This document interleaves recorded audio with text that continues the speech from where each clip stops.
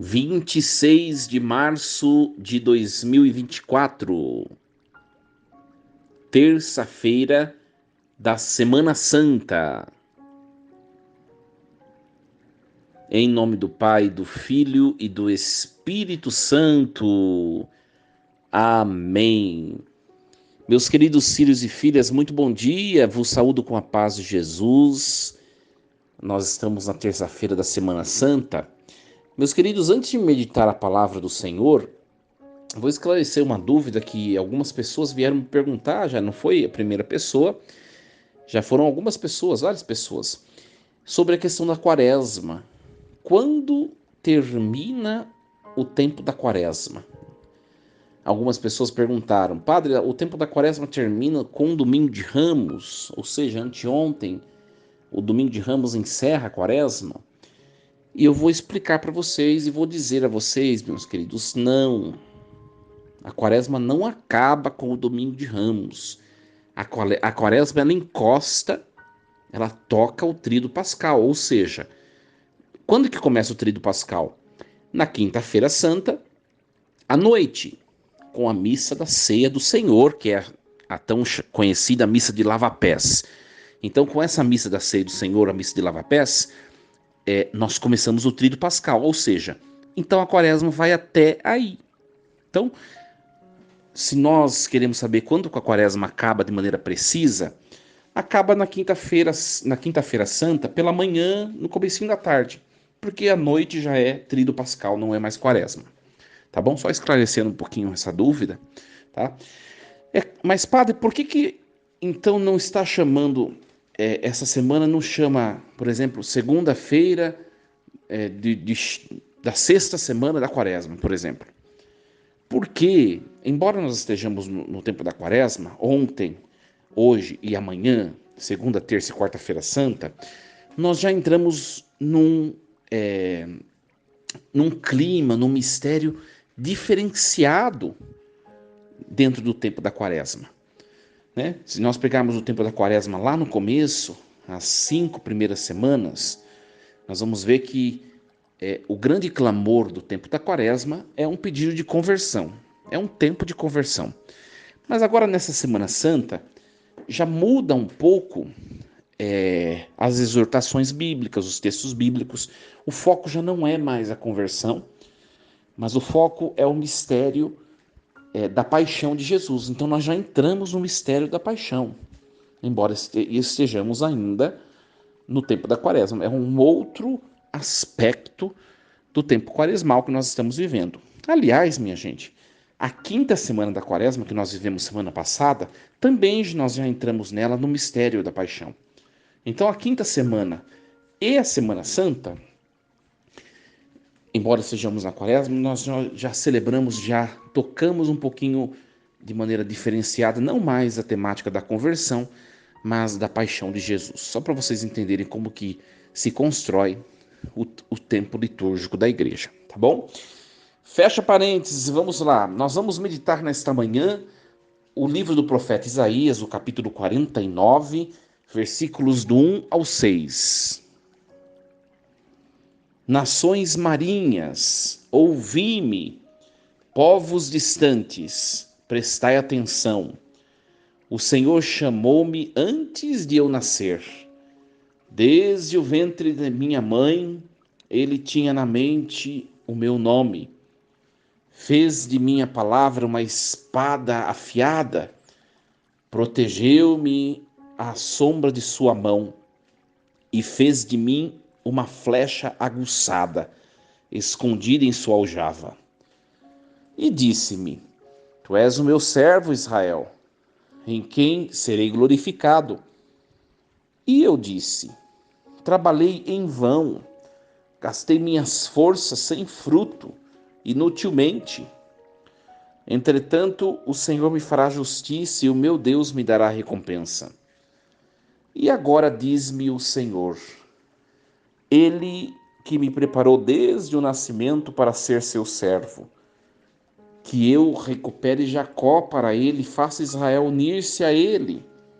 Aos olhos do Senhor, esta é a minha glória, Disse ele: não basta seres meu servo para restaurar as tribos de Jacó e reconduzir os remanescentes de Israel.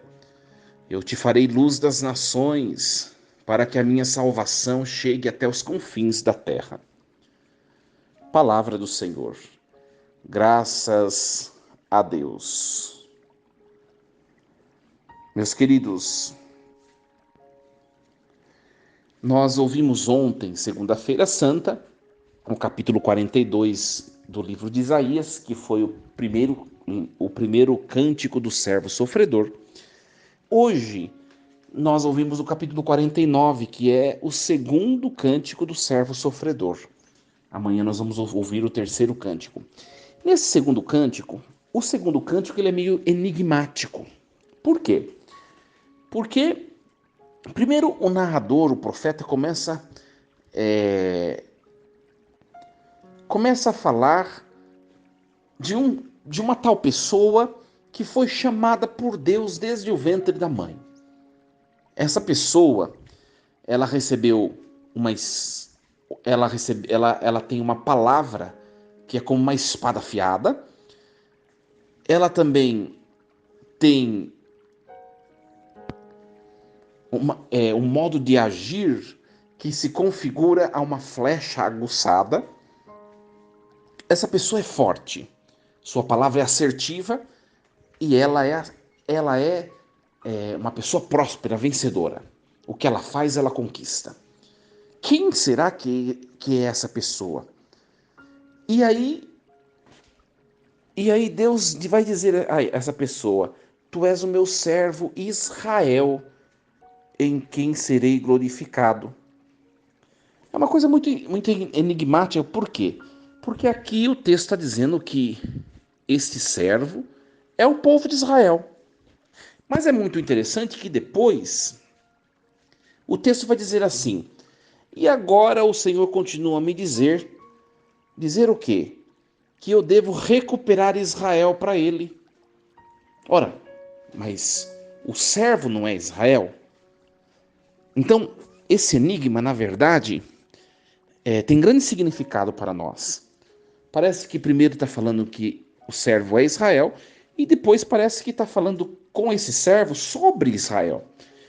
Na verdade, este servo, ao mesmo tempo que ele não é Israel, ele também é Israel. Como assim, padre? Nós sabemos, minha gente, que esse servo sofredor de que fala a profecia é Jesus Cristo, Jesus de Nazaré. É Jesus Cristo, o Filho eterno de Deus. E Jesus, ele é membro do povo de Israel. Ele é o servo de Deus Pai por excelência, e ele serve a Deus Pai para quê? Para que o povo de Israel possa se aproximar. Ele faz de tudo para que o povo de Israel possa voltar para Deus, ao mesmo tempo que ele também é um desse povo, é um membro desse povo. Então, ele serve a Deus, ele intercede por Israel, ao mesmo tempo que ele também é parte do povo de Israel. Para a gente entender um pouquinho, senão a gente não entende o texto, né? E aí o texto vai dizer o seguinte: primeira coisa, o Senhor me preparou desde o nascimento para ser seu servo. Minha gente, aliás, todo ser humano, quando nasce, recebe de Deus uma incumbência, uma missão nesse mundo, né? Nós chamamos isso de vocação, depois o exercício, né, das nossas competências, nós chamamos de carisma, e depois nós chamamos de dons, né? Aquilo que vai aperfeiçoando os nossos carismas, o serviço à comunidade, enfim. Deus nos chama para algo.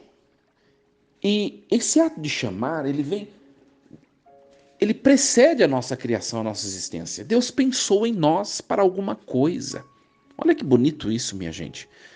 Você que está me escutando, você não está me escutando nessa manhã desta terça-feira somente porque você se decidiu a me escutar, ou somente porque a palavra de Deus faz bem para você, porque esse programa de reflexão todas as manhãs tem te ajudado a ser um ser humano melhor. um filho de Deus melhor. Não é só por causa disso. Sabe por que você está escutando? Sabe por que eu estou falando? Primeiramente porque Deus, Ele quis que nós fizéssemos isso que nós estamos a fazer. Olha que bonito. Ou seja, Deus pensou em nós e Deus espera por nós. Espera. Por isso que o texto vai dizer, Ele me preparou desde o nascimento para ser seu servo. E servir de que maneira? O texto vai explicar que eu recupere Israel, né? Que eu una Israel para Ele, aos olhos do Senhor. E foi para isso que o Messias, que é esse servo sofredor, veio a este mundo. Foi para isso. Minha gente, Deus o Pai não enviou Jesus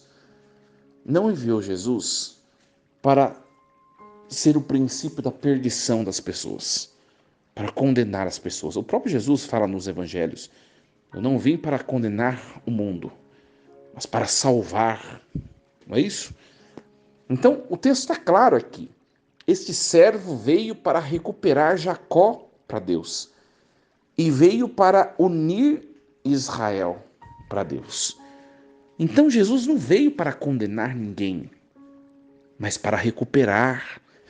Não veio para dividir, para apartar, para discriminar, mas veio para congregar, para unir. Está escrito aqui no texto. Essas são as características desse servo de Javé. Então, esse segundo cântico, ele vem nos apresentar quem é esse servo de Javé e o que ele veio fazer. Primeira coisa, esse servo de Javé, ele não vem somente servir Israel e fazer alguma coisa por Israel conforme Deus tinha mandado. Não, ele é parte de Israel. Então, minha gente, Deus é um conosco, Deus é um de nós. Olha que alegria, Deus é um de nós, Ele se fez ser humano, Ele se fez Israel e hoje Ele se faz igreja. A gente pode se perguntar, quem é a igreja? Sou eu, é você e é Jesus. Jesus se fez igreja, olha que bonito. Porque o que é a igreja? A igreja é o corpo místico, só que é o corpo místico dessa cabeça que é Cristo. E o corpo total, no qual a igreja está também enxertada, é o próprio Deus. Olha que bonito, teologia paulina, né? Então, minha gente, este servo, ele veio para unir, para recuperar Jacó e Israel. Que bonito, né? Esta é a missão que o Pai deu a Jesus Cristo. Porque o Padre começou falando que todos nós temos uma missão. Da mesma maneira, Jesus recebeu uma missão do Pai de recuperar e de unir, de congregar. E eu e você? Nós estamos realizando a nossa missão que nós recebemos de Deus? A primeira missão que nós recebemos de Deus, né, e é o primeiro motivo pelo qual nós somos criados, é servir e adorar a Deus, buscar a Deus. Nós estamos fazendo isso? Eu acho que sim, né? Você que está escutando bem de manhãzinha essa mensagem, não é possível que você não esteja escutando e não tenha um mínimo a mínima moção para servir e adorar a Deus. Mas Deus entrega missões para nós. E nós estamos fazendo bem feito o que nos cabe? É a pergunta que a liturgia de hoje nos faz. E aí depois o texto vai dizer assim, este servo, não basta ele ser meu servo. É preciso que ele restaure as tribos de Jacó, reconduza os remanescentes de Israel. Eu farei dele luz nas nações.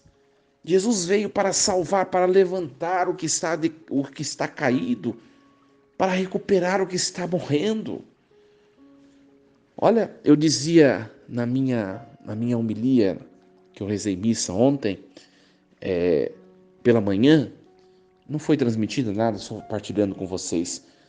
E eu dizia o seguinte, Deus, nós estamos gozando do tempo da paciência de Deus.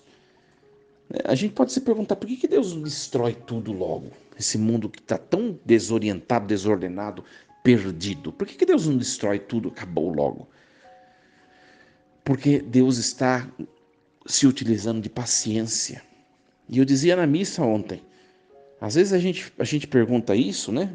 Por que Deus não destrói logo esse mundo de injustiça? E eu disse na missa, olha minha gente, talvez os primeiros a serem destruídos somos nós. Porque nós conhecemos o Evangelho, conhecemos a verdade, conhecemos a palavra e nós traímos a Deus conscientemente. É muito pior do que quem não conhece. É muito pior, né? Então, Deus Ele quer congregar, Ele quer unir, Ele quer corrigir, Ele quer restabelecer, Ele quer curar. Nossa, é um Deus cheio de misericórdia, né? E Ele conta conosco para isso, né? Qual o papel da igreja no mundo, por exemplo, minha gente? Se a gente se perguntar, às vezes dá a impressão, grande parte, muitas pessoas têm essa visão da igreja. Parece que a igreja é uma instituição social, né? Vamos dizer assim. Não vou dizer civil, porque vou dizer social, uma instituição social que está no seio da sociedade para imprimir na sociedade regras e privações. E a igreja não existe para isso, minha gente.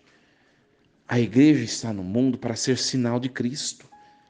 Cristo quer salvar a todos. A igreja deve ser no mundo um convite a todos a estar em Cristo. Por isso que a gente não pode discriminar, a gente tem que acolher. Por isso que a gente tem que ter paciência no acolhimento a todos. Tem coisas que a gente sabe que não é daquele jeito.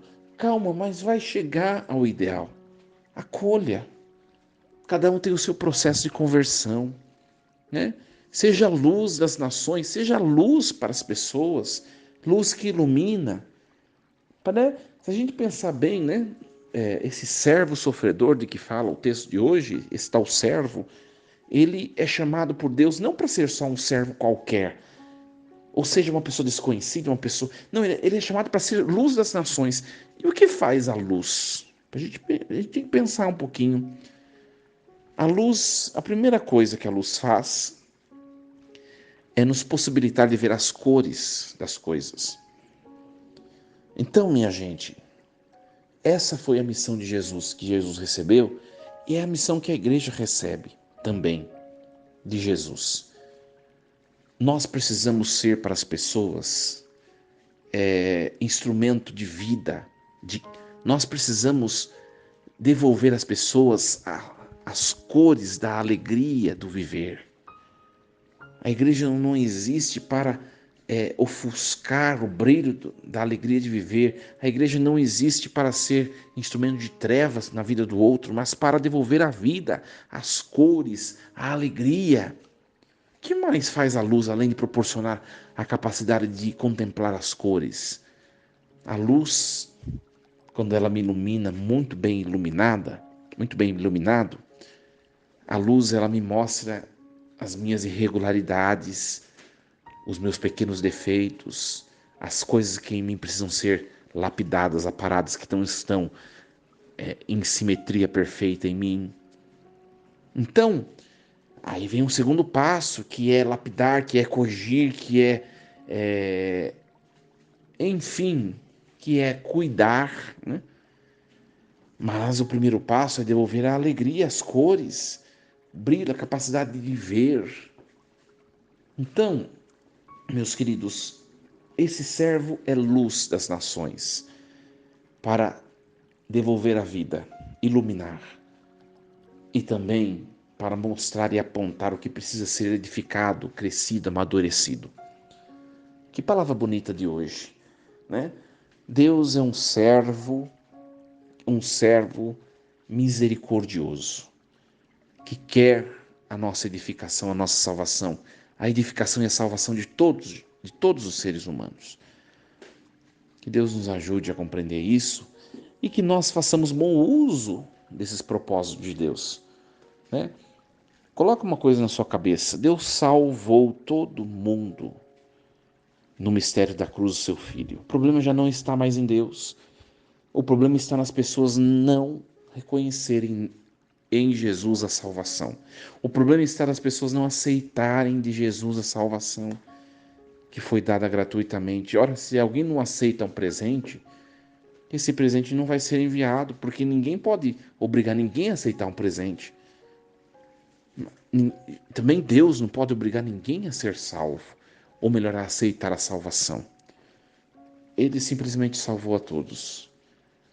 Oxalá que todos possam desfrutar da misericórdia de Deus. Desejo uma terça-feira cheia de Deus, força e coragem. Não esqueçamos, meus queridos, nessa Semana Santa de rezar um pouco mais. Que Deus assim nos ajude e possa ir nos ajudando a amadurecer, a crescer, a edificar a nossa humanidade. Força e coragem. Em nome do Pai, do Filho e do Espírito Santo. Amém. E lembremos-nos sempre, Deus está no comando de tudo.